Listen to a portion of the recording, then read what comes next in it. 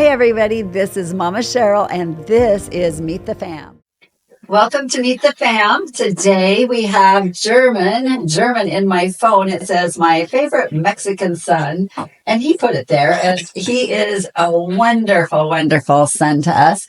And God brought him from quite a background. And today we're going to have Meet the Fam, meet German. And German gave me one of my favorite gifts. He's given me it's a blanket, and he wrote all the words out and sent it in and had it made for me special for Mother's Day or my birthday. My birthday? Yeah, I think it was your birthday. Yeah, so sweet. And he is very, very precious to all of us that know him. And so, German, why don't you share what growing up was like? Well, I grew up in a home where there was a lot of violence, criminal activity, you name it. I ran the streets because I felt like that's where I was going to find the love that I didn't get at home. By running the streets, do you mean that you were into jogging? No. I ran the streets by... a little different than jogging. Yeah, a little different than that. I was in gangs, drugs, you name it, everything that came in that lifestyle, I did it. I spent 5 years in juvenile hall, and I gave 17 years to the state penitentiary, and I paroled in 2018. And I heard about this church back in 2015. Somebody had told me about Glad Tidings, and they told me, when you go up there, you're going to really feel the love of God. And I was just, in my mind, I was like, yeah, whatever, I heard that before. So almost 2 years and a half later, I was in my bunk, and God told me, German, you should go. And I did. And, before I came here, I went through some trials and tribulations in there because I knew that the enemy knew what I was going to become here. My sister died of cancer when I was in there. My ex-wife left me and took my kids. And then I was almost paralyzed. Yeah. And I got out, and parole wouldn't let me come up here. They will just hold me back. But, I'm grateful for Uncle Ed and Aunt Dorcas that they sacrificed the time to go and pick me up. Every week they will go over there to parole, and finally parole decided, okay, we're going to send you up here.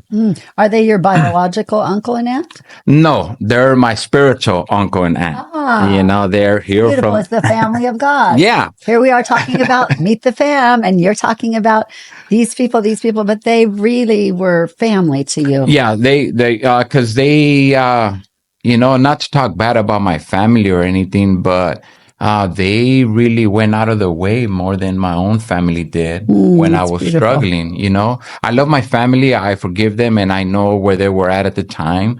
But they really shown me the sacrifice that driving almost 3 hours once a week to go and try to bring me up here and seeing me paralyzed. And they still said, come on, we still accept you. We're still going to take you. To me, that was like, wow. So amazing. And it is, and that's the unconditional, the unconditional love of God, not what you can do for me, but what can I do for you, right? Exactly. And I remember I came up here and I felt there's something as soon as I walked this campus. I remember Uncle Ed and Aunt Dorcas, they were like, come on, German, we're going to go introduce you to the staff and everybody here. And I felt something. I just couldn't connect the dots around that time. And then I was just, okay. And then I remember one day it was prayer. It was Thursday night. It was prayer. I was sitting all the way in the back. I just got out of prison, so I was still a little shaky, So I remember Dad. That is Pastor Dave. I consider him my father in a spiritual way because God has used that man to heal some wounds that I had with my real dad. But I was able to walk my dad to the Lord before he passed away. It's amazing. So that was a blessing. And so I seen Dad. He passed by and he's like, hi. And then here comes this redhead lady.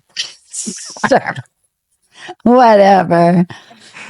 And I'm in the back, and I guess one of the brother was already telling them about me, telling Dad and Mom, Yep. This is my mama. for everybody who don't know.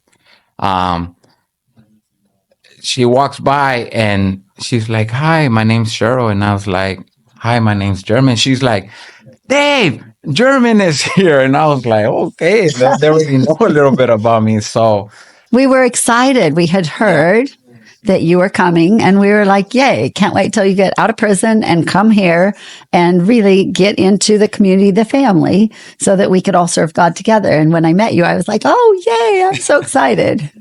And then I remember they pulled me outside, and they just started embracing me and just talking to me, and then we decided to pray, and that was the moment that I realized what was that, and that was the true love of Christ that I have never experienced in my life. And I've been here since 2018, and God has used this woman right here as well. I'm not here just to, I don't want to come in here just to pick people up and not let it be truth, I'm speaking the truth and only the truth about how God has used mom and dad in my life. And God has used this woman. You calling me this woman? Yes, my mom.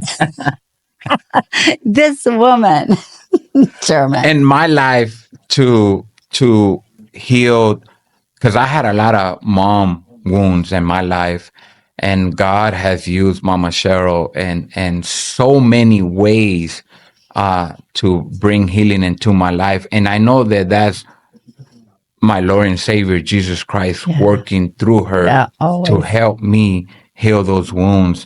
And I'm so blessed, to be here, to be a part of this family.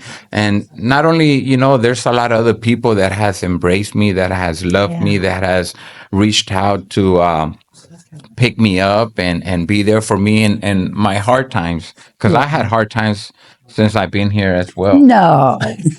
German, what do you mean you're having a hard time? I can't even imagine. And so it's real, and I'm just so blessed to be a part of this family, of this church. They have helped me so much in my life. Yeah, German, what would you say for somebody that's just coming out of the prison system and really wanting to integrate and become a part of a church family? What would you say is the best thing they can do? Surrender everything that you are struggling with and come to God as you are. God says, "Come to me as you are." And then he goes to say, "Let's reason." And if you really give your heart, your heart to God, and you surrender everything to him, he will open doors in your life. So true. That you will ever imagine. And I tell you this from experience, because of where I'm at in my life today. If you would have seen me before and you see me now, you would be like, that's not German. That's a counterfeit right there. Yeah, it's not the same person. Because now I go to my family's house. I have an uncle that even my cousins, they're like, "German, don't take this in the wrong way, but we never thought that you would be where you're at today in your life." It's a beautiful thing. Well, look at you. You're hold a great job. You have a wife. You've got your kids back. You've got new daughters. Yeah. Right? All this stuff God's restored. What about the wheelchair? What happened to the wheelchair? Oh, and then I went through, not that long ago, I really blew out my back, more worse than before. I had a disc that was leaking fluid. And, I have an amazing, beautiful wife that she's a little out there like Mama Cheryl. They think beyond the box where, we get caught up. I remember one day I came over here with my beautiful wife and my kids, and Mama Cheryl and my wife sat down, and Mama Cheryl was like, "Hey, how come you don't go out of the country to get your back surgery?" I was like, "Whoa, hold on. This is my back. I'm not going nowhere." And, I believe that here in America, they have the best doctors. But my wife something hit on her little brain. She went looking for a doctor. She was looking for a doctor somewhere in Cancun, somewhere nice. And then Holy Spirit was like, "No, I don't want you to go to none of those doctors. I want you to go to this doctor." And my wife was like, "Tijuana, TJ?" And then my wife calls me. She's like, babe, I found a doctor for you. I'm like, okay, where? She's like, in Tijuana. I was like, whoa, you know Tijuana? Like, that's like the worst of worst. And, you know, I went to go see a doctor, and he read out my cards to me. He's like, I seen people like you that end up in a cane, then in a wheelchair, and then they're pushing a little car. And I was like, whoa, I was getting there already. Yeah. And I remember that morning, I told my wife, I'm like, babe, if it's really truth that you heard from God for me to go to this doctor, then we'll go. I'll never forget, I was laying in my couch and I said, God, if this is your will, let me know. He says, go, I'm sending angels before you. I was like, no, that's me telling myself because I want to get rid of the pain.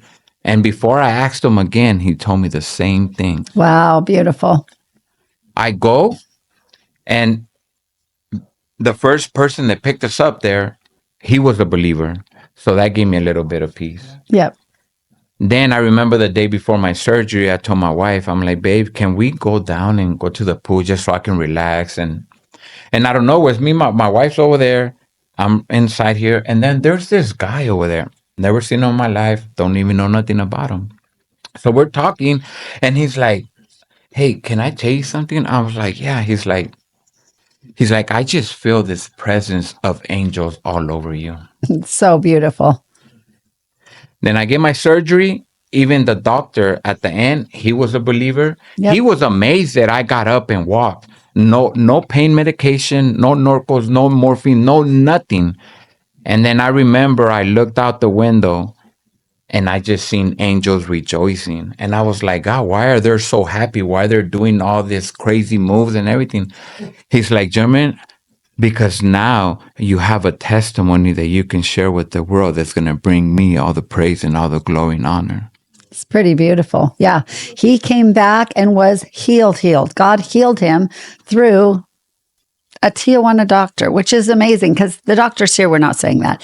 And I never have told anybody, oh, you should go out of the country to have a doctor. I've never said that. It just came out of my mouth. Yeah. And Courtney's like, yeah. And what happened? But God really totally miraculously healed you, and you were able to do anything now. And now I do all kind of work, and I don't have no back problems no more. It's amazing. And that's by the grace of God, you know, and that's when you really surrender your life to God and you cry out to him and you ask him and you listen and you obey. Yeah. And that's the key. It's really hearing God.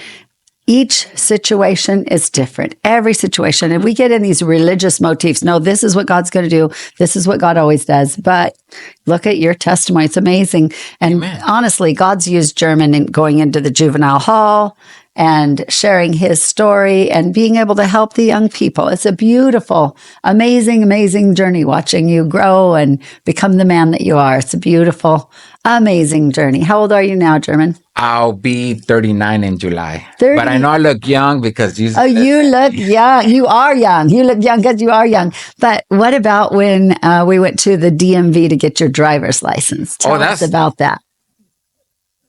That's another amazing story. You know, I got out of prison and, you know, I dropped out of school at a real young age. So I have a problem with reading and spelling.